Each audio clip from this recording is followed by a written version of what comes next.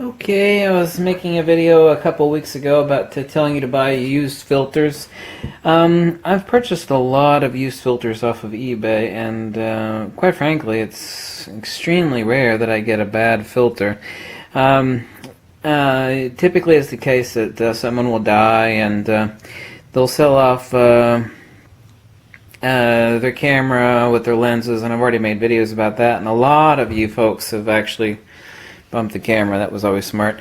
A lot of you folks have reported back to enormous positive results doing that hunting and pecking, looking for lenses by buying old film cameras with really good Nikkor lenses attached. People don't know to look for the lenses by typing in like Nikon camera and then looking in the film camera department. Just to do a search, whatever your filter you like. I prefer Hoya.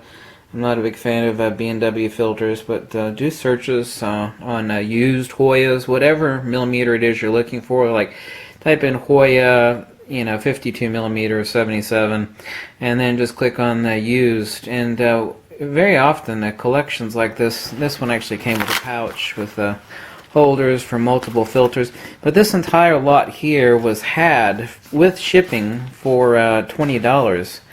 And that's ridiculous. This one filter alone, this Super HMC, it's multi-coated polarizer, 77 millimeter.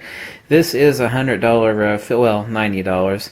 They don't actually make them as good as this anymore also. But that alone, there's about, so far as what I have to pay to buy these new, I would have to pay, about $320 some.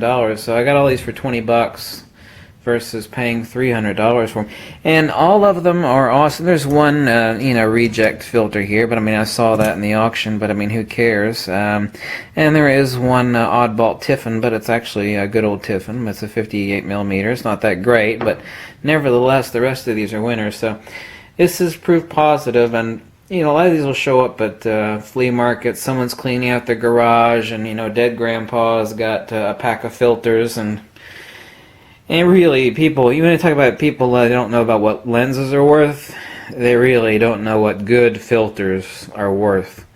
They just don't.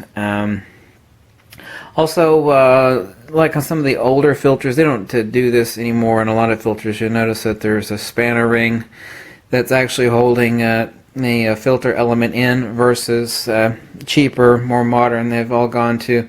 And these slip out rather easily. It's just the actual split ring. So the only thing that's actually holding that lens in is a split ring. And it's very easy for it to work loose and for the filter to pop out, but not on a spanner. Not on a spanner lock ring, but it's too expensive to do that anymore, so you can actually see the spanner ring locking that in. Some of the really expensive filters still use that, but basically they're all using split rings. So anyway, that's proof positive what I told you about a couple weeks ago, and I'm going to give a couple of these filters away to some folks I know that want a 77 millimeter circular polarizer, especially this really good air-coated one. It's still got fingerprints on it, but there's no scratches on it, so all I got to do is clean the fingerprints off of it, and it's just an exquisite, divinely expensive filter. This alone would have been more than worth it, but I got all the rest of these, in the bargain for $20. So check that out. Like I said, really, you can get screwed on anything, of course, but hunt and peck for used filters, and save yourself a lot of money. A lot of the really good, older, very expensive filters, people sell them. They have no idea how much they paid for them. Or, it's somebody's dead filters, and they're just like, it's a filter, who knows? Who cares? I'll get rid of it for $5 or $10, and you can snag some really expensive filters very cheap on eBay. Thanks.